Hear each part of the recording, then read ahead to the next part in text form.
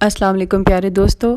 ہماری آج کی کہانی حضرت ابو بکر صدیق رضی اللہ تعالیٰ عنہ کے حلم کے بارے میں ایک خوبصورت قصہ ہے۔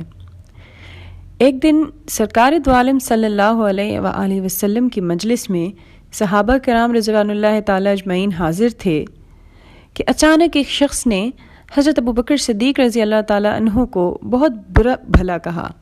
اور دل آزاری والی باتیں کی، مگر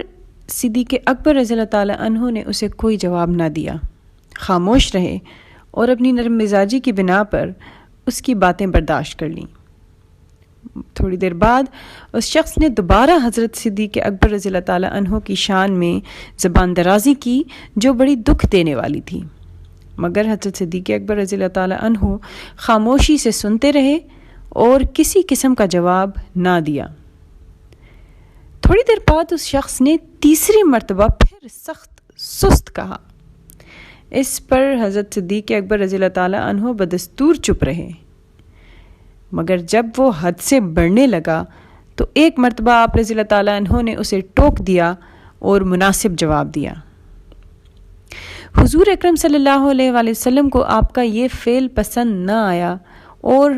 وہ اٹھ کھڑے ہوئے اور کسی اور مقام کی جانب چل دیے۔ جب صدیق اکبر رضی اللہ تعالیٰ عنہ نے عرض کی، یا رسول اللہ صلی اللہ علیہ وآلہ وسلم، یہ شخص مجھے برا بھلا کہتا رہا تو آپ صلی اللہ علیہ وآلہ وسلم نے کچھ نہ فرمایا،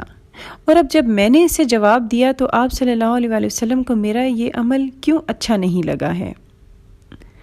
حضور اکرم صلی اللہ علیہ وآلہ وسلم نے فرمایا، ایک فرشتہ تیری طرف سے اسے جواب دے رہا تھا، لیکن جب تم نے جواب دیا تو فرشتہ چلا گیا اور شیطان آ گیا۔ یعنی جس طرح تم نے پہلے 3 مرتبہ دل آزاری پر حلم سے کام لیتے ہوئے اسے کچھ نہ کہا،